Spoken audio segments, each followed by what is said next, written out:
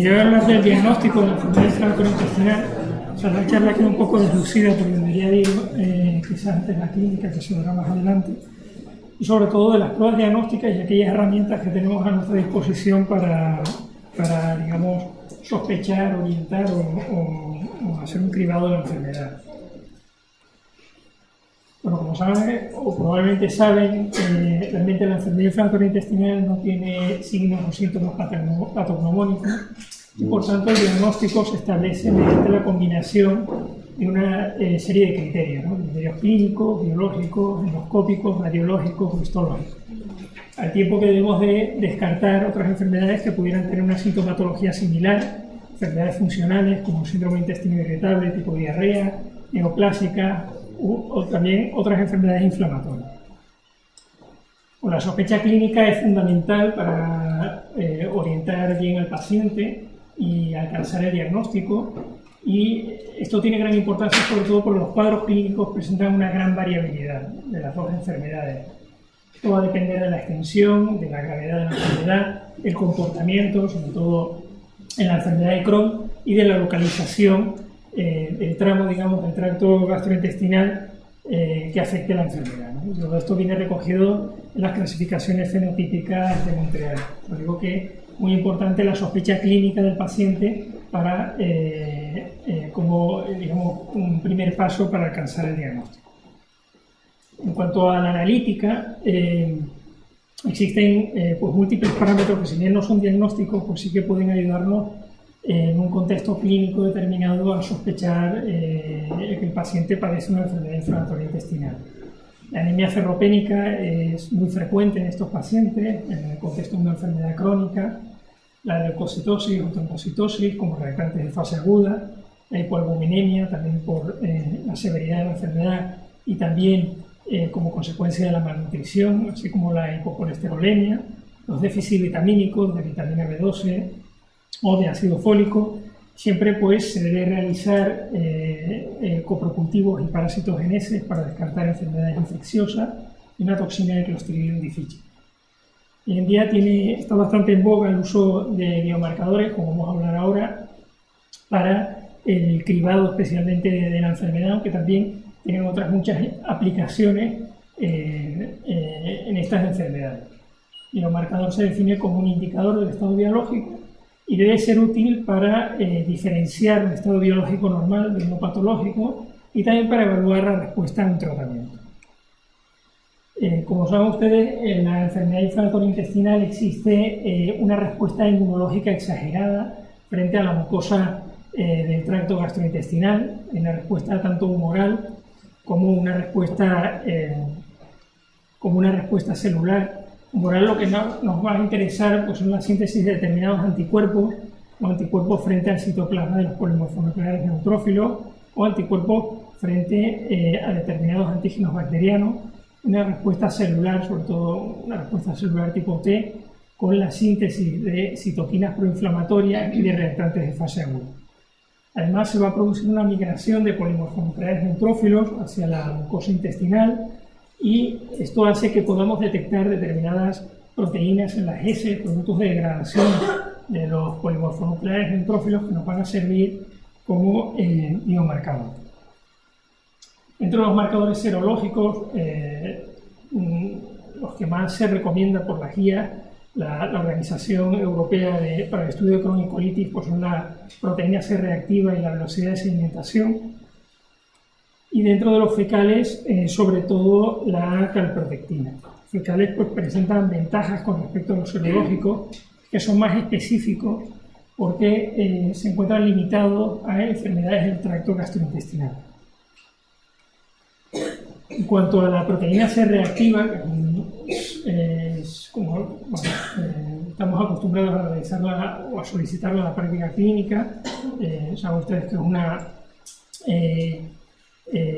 un marcador que tiene una vida media muy corta y por tanto es un reflejo, digamos, del estado inflamatorio del paciente en el momento que se realiza la analítica. Tiene una serie de ventajas y es que su coste es bastante bajo, es muy accesible y no tiene interferencias con la franja horaria, con alimentos o con la medicación que esté llevando el paciente. pero presenta algunas desventajas y en esta, como hemos comentado, es un marcador bastante inespecífico, que también se encuentra elevado en otros procesos inflamatorios infecciosos y puede presentar falsos negativos por insuficiencia hepática o por la edad. Presenta una mejor correlación, esto es importante, con la enfermedad de Crohn que con la colitis ulcerosa, con la actividad. Y es importante también que es el marcador serológico que mejor se correlaciona con la actividad clínica. Aquí les muestro un metaanálisis reciente, son 2 estudios prospectivos con más de 2.000 pacientes, con un diagnóstico establecido de enfermedad inflamatoria intestinal, síndrome de intestino irritable de tipo diarrea, controles sanos. Y como podemos observar en esta gráfica, a medida que se eleva la proteína C reactiva, es más probable el diagnóstico de enfermedad inflamatoria intestinal. Aunque sí que existe, como pueden ver, un solapamiento entre las distintas entidades, no solo aquellos pacientes con diagnóstico de enfermedad inflamatoria intestinal, con aquellos que son diagnosticados con colon irritable, con diarrea, o con aquellos pacientes que son controles sanos. Sin embargo, lo más importante de esta gráfica es que cuando la proteína C reactiva es muy baja, que es de 5 miligramos litro o incluso de 10 miligramos litro, la probabilidad de que el paciente tenga una enfermedad inflamatoria intestinal en un contexto clínico determinado pues es muy baja. Por lo tanto, una PCR muy baja, pues quizás nosotros debemos de parar el proceso de diagnóstico ahí y no continuar realizando otras exploraciones innecesarias a nuestro paciente. La velocidad de sedimentación también es un marcador serológico inespecífico, tiene algunas ventajas que son similares a las de la proteína C reactiva, es que el coste es bajo, es muy accesible. En este caso los niveles son similares en la enfermedad de Crohn y en la colitis ulcerosa y presenta una mejor correlación con formas colónicas que la ileal. Tiene más desventajas que la proteína C reactiva, existen numerosos falsos positivos en relación con la edad avanzada, anemia, hábito tabáquico, procesos inflamatorios.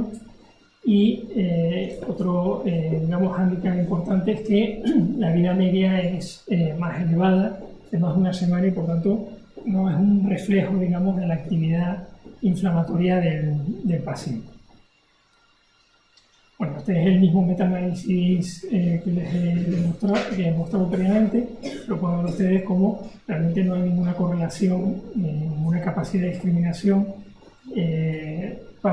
entre las distintas entidades, ni hay ninguna correlación entre el paciente que vaya a presentar una enfermedad inflamatoria intestinal y los valores de velocidad de sedimentación. Quizás el marcador, seguro el marcador hoy en día más útil, digamos, no solo para el cribado de la enfermedad inflamatoria intestinal, sino también para posteriormente medir la actividad o la monitorización en la consulta del paciente, pues es la calprotectina fecal.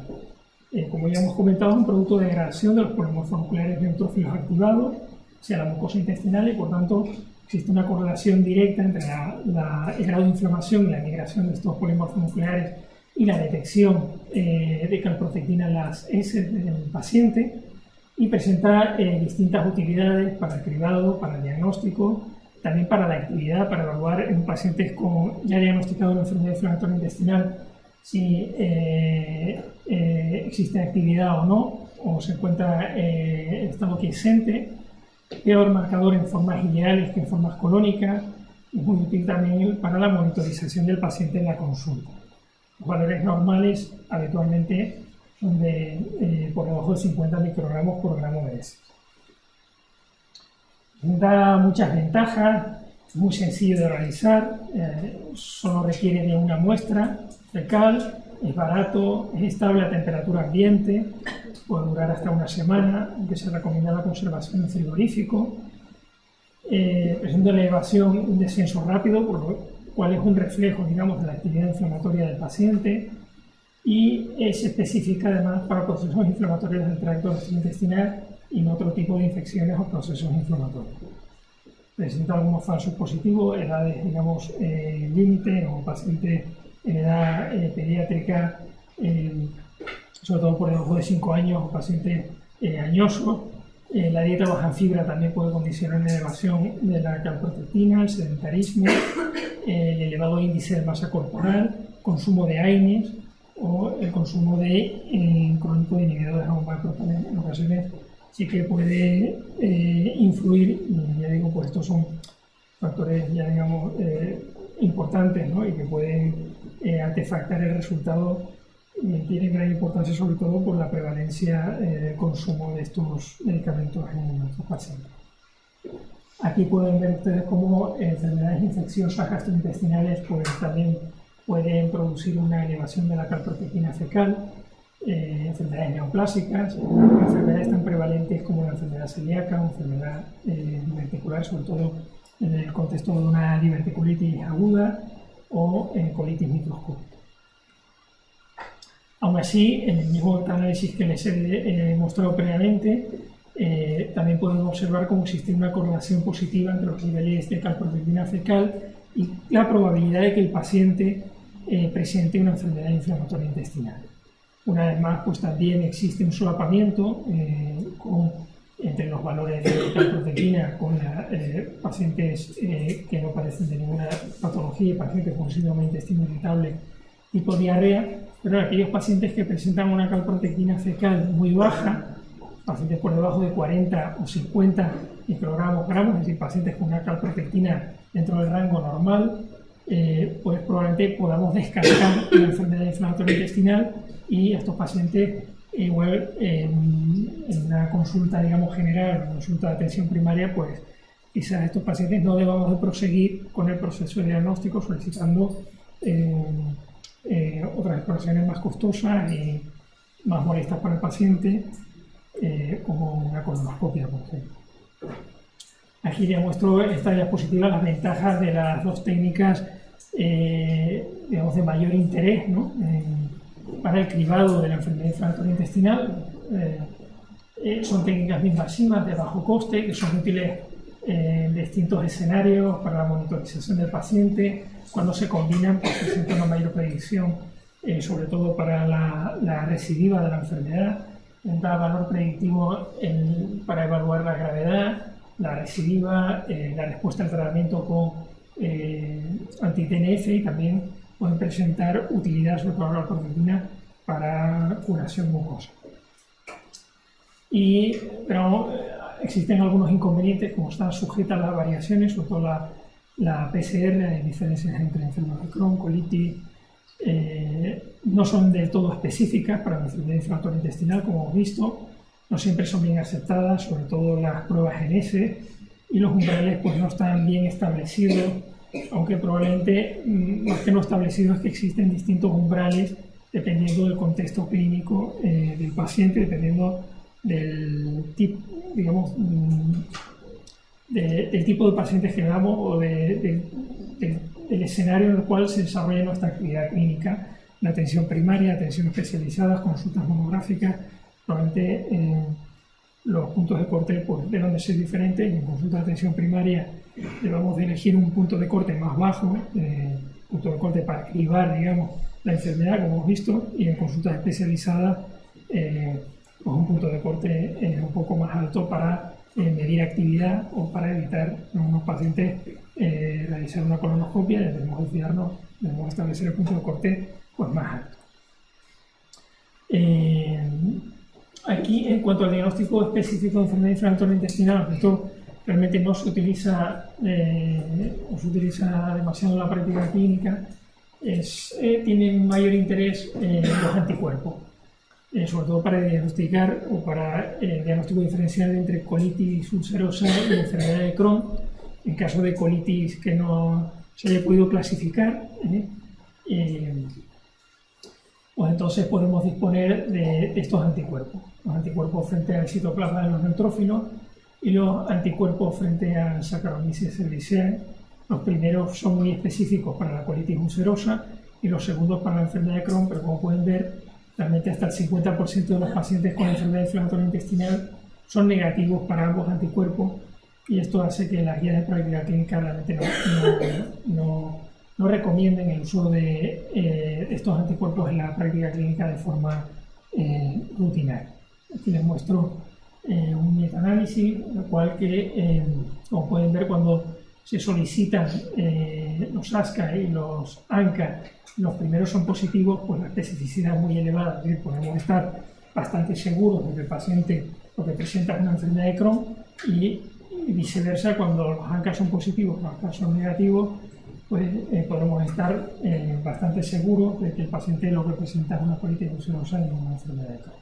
Ya digo, la práctica clínica pues no se suele solicitar. Bueno, la prueba de imagen de elección, y que es necesaria, fundamental para confirmar, una vez que hemos sospechado la enfermedad inflamatoria intestinal, pues es la ileocolonoscopia.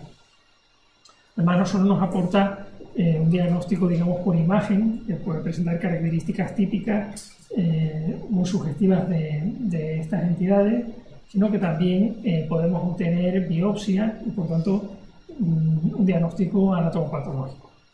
Es útil no solo para el diagnóstico, sino también para evaluar la actividad de la enfermedad y también la extensión. Aquí se muestran las diferencias relacionadas a los hallazgos endoscópicos entre enfermedad de Crohn y colitis ulcerosa. Los datos más importantes son en cuanto a la distribución de la mucosa afectada, los cuales la colitis ulcerosa siempre es continua y la enfermedad de Crohn pues es parcheada, es salteada.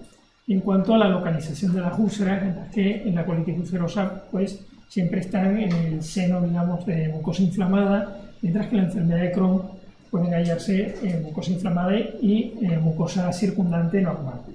Existen otros datos también que son más típicos de una u otra entidad, como el recto afecto, que es más frecuente prácticamente siempre en la colitis ulcerosa, en la enfermedad de Crohn de colon, aunque digamos, lo más frecuente es que esté respetado en las formas colónicas. Hasta el 30-40% de los casos puede haber afectación. El patrón vascular alterado en la mucosa intestinal pues suele ser más frecuente en la colitis ulcerosa. La mucosa en empedrado es más frecuente en la enfermedad de Crohn, o la presencia de fístulas, sobre todo complejas, o úlceras a nivel de ileum terminal, pues son bastante más frecuentes en la enfermedad de Crohn.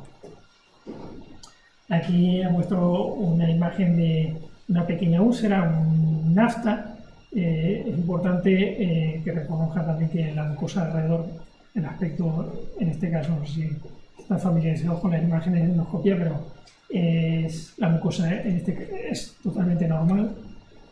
En este caso es una mucosa de intestino delgado, que pueden quizás apreciar las vellosidades. Aquí es una úlcera en sacabocados con la mucosa digamos, circundante o interrelacional. Por aquí otra úlcera es normal también, y aquí en este caso pues aparecen úlceras de tipo geográfico, úlceras profundas, pero con mucosa también alrededor bastante respetada.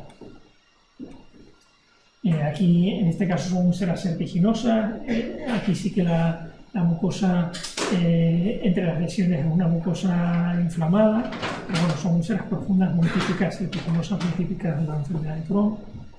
Y aquí, una vez que cicatrizan las úlceras, pues dejan restos de mucosa que ha cicatrizado o incluso respetada, y que puede formar también imágenes pseudopolipoides, que pueden verse también con mucha frecuencia también en la colitis ulcerosa. Y aquí también cicatrizado muestra como lesiones de tipo, pueden aparecer como adoquinadas y tal, la típica mucosa empedrada. Existen índices de actividad tanto para la enfermedad de Crohn como veremos para la colitis ulcerosa, que han sido validados, y con el objetivo, digamos, para que todos los endoscopistas pues estemos hablando de lo mismo, ¿no? Homogeneizar, digamos, y básicamente se utilizan sobre todo en estudios clínicos para que todos estemos hablando de lo mismo y reducir la variabilidad interobservadora, ¿no? Entonces, bueno, pues tienen en cuenta la presencia, el tamaño de úlcera, la extensión de la superficie afecta, la presencia y tipo de estenosis, ¿no? Se da una puntuación y con esto podemos medir el grado de actividad que presenta el paciente. No tiene fines diagnósticos, no solo, sobre todo para evaluar la actividad. Estas son imágenes de colitis ulcerosa. Pueden ver cómo, a diferencia de las imágenes de la enfermedad de Crohn, la mucosa está afectada de forma continua, hay una pérdida en este caso del patrón vascular claro, con un eritema importante, friabilidad, con áreas hemorrágicas. En este caso se suma también una descarga mucoide, como pueden ver. Y aquí en este caso, además de todo lo anterior, pues pueden aparecer también pequeñas erosiones, aunque en formas graves pues estas son más profundas. Y aquí finalmente cuando cicatriza pues se ve imágenes pseudopolipoides, que son estas estructuras que ven por aquí. También existen clasificaciones validadas para la colitis ulcerosa, que tienen en cuenta el patrón vascular, la presencia de áreas hemorrágicas, erosiones o úlceras, y el dato básicamente de gravedad, que quizás es lo más importante, pues es cuando nosotros hallamos un sangrado espontáneo o úlceras muy profundas. Existen distintas clasificaciones para esto. Otro aspecto importante al diagnóstico en este caso de la enfermedad de Crohn, pues que la colitis pues, está limitada, digamos, al colon. La enfermedad de Crohn es evaluar la extensión de la enfermedad, ¿no? También en la colitis, pues la colitis lo podemos ver mediante la colonoscopia, pero en la enfermedad de Crohn muchas veces, hasta más del 10% de los casos, hay afectación en la que no podemos abordar mediante la colonoscopia y digamos que escapa al rango de detección de la ileocolonoscopia. Entonces estas las tenemos que diagnosticar justo de inicio a estos pacientes. La gastroscopia, puede pensar que la gastroscopia pudiera estar indicada en todos los pacientes para evaluar la extensión, pero las guías de práctica clínica solo la recomiendan en aquellos que presentan síntomas altos, o podría estar indicada también en aquellos pacientes que no hemos podido clasificar con una colitis al diagnóstico. Para decantarnos por una enfermedad de Crohn, ¿no? Sin embargo, la herramienta diagnóstica de elección de intestino delgado y para evaluar la extensión más allá de la ileocolonoscopia, pues es la enteroresonancia magnética. La resonancia magnética es la técnica estándar que se utiliza actualmente, y aunque los distintos metaanálisis no hayan diferencias frente a la enterotomografía, a la ecografía o la gammagrafía con la cosita marcado, pues sí que es una técnica más reproducible que la ecografía, y sí que es una técnica en la que al paciente no se le expone a radiaciones ionizantes, por lo que es una técnica más segura. Es útil para evaluar el patrón clínico de la enfermedad. Un patrón clínico que puede ser inflamatorio, estenosante o penetrante. Y esto tiene implicaciones pronósticas en el manejo terapéutico del paciente, y es útil para caracterizar y localizar las estenosis para evaluar si estas estenosis son cicatriciales o son estenosis inflamatorias, que también tienen importancia en el manejo del terapéutico del paciente. Por supuesto, para evaluar las complicaciones y para evaluar también la enfermedad perianal, que es muy frecuente, no solo en la clínica, pero es frecuente en la enfermedad de Crohn, y el método de imagen de elección y recomendable como prueba inicial antes de una exploración bajo anestesia, porque modifica, esto se hablará más adelante, probablemente hasta en el 15% de los casos la actitud quirúrgica. Voy a dedicar también un poco de tiempo a la cápsula endoscópica. Es una técnica que realizamos nosotros, que también es útil en algunas circunstancias para el diagnóstico de la enfermedad de Crohn. La indicación en cuanto, ya digo, al diagnóstico, según la Organización Europea para el Estudio de Crohn y Colitis, cuando existe una sospecha elevada de enfermedad de Crohn, con una endoscopia, una ileocolonoscopia y una radiología negativa. Y aún así, seguimos sospechando que el paciente pueda tener una enfermedad de Crohn. Pero exclusivamente con fin diagnóstico. Puede ser útil también para evaluar actividad, pero con fin diagnóstico para esto. Es una técnica que tiene una elevada sensibilidad y por tanto también un valor predictivo negativo muy elevado, y esto lo que significa es que en buenas condiciones de limpieza, si la cápsula es normal, es decir, en el intestino delgado no vemos lesiones compatibles con una enfermedad de Crohn, prácticamente podemos estar seguros de que no hay una afectación del intestino delgado.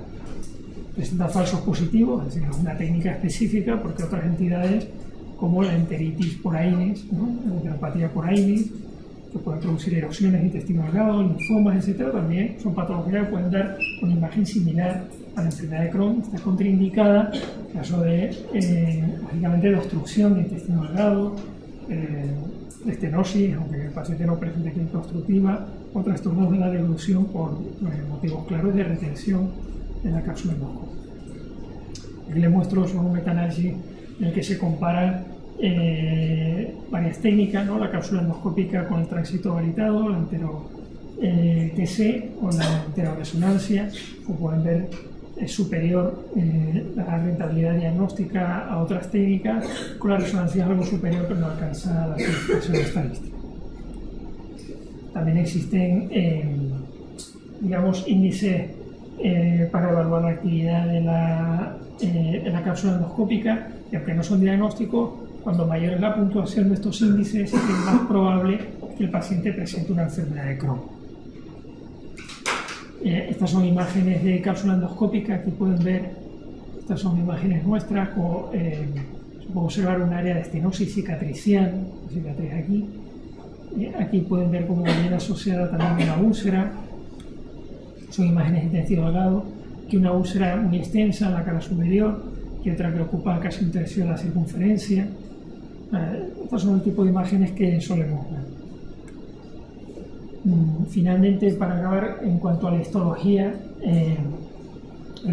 habitualmente se recomiendan múltiples biopsias de colon, incluyendo también el ilium y el recto, y tanto de zonas afectadas como de zonas aparentemente endoscópicamente normales para, sobre todo, evaluar la extensión de la enfermedad, ¿no? Para ver infiltrados inflamatorios crónicos que no vemos endoscópicamente, ¿no?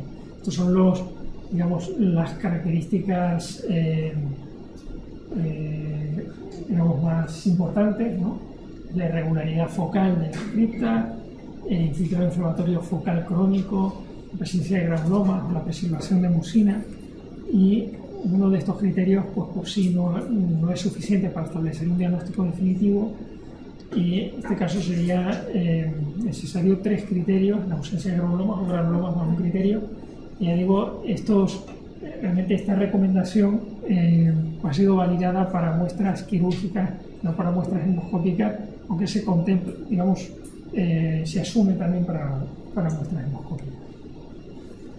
En cuanto a la colitis ulcerosa, estos son los criterios más importantes: distorsión difusa, en este caso de las criptas, una enfermedad continua, reducción del número de criptas, irregularidad de la superficie mucosa, inflamación difusa de la mucosa con inflamación de las criptas o abscesos crípticos en ausencia de granulomas. Actualmente 2 o 3 criterios alcanza el diagnóstico definitivo en el 75% de los casos. Ya digo, la histología habitualmente pues no es por sí misma, no es suficiente, ¿no?, para alcanzar el diagnóstico. Como conclusiones, pues no existe un patrón oro para el diagnóstico de la enfermedad inflamatoria intestinal, sino que habitualmente son necesarias la combinación de los distintos criterios. Los biomarcadores, especialmente la PCR y la calprotectina fecal, son de gran utilidad, sobre todo para descartar enfermedad inflamatoria intestinal. La ileocolonoscopia con biopsia es la herramienta diagnóstica de elección. Por la imagen siempre es necesario realizarla para confirmar la enfermedad. Sirve para evaluar la extensión, evaluar la gravedad, la actividad. La enteroresonancia magnética es la técnica de elección para evaluar el intestino delgado, la enfermedad de Crohn. La cápsula endoscópica pues es de utilidad cuando el resto de las exploraciones no son útiles para el diagnóstico y la sospecha clínica es elevada. Gracias.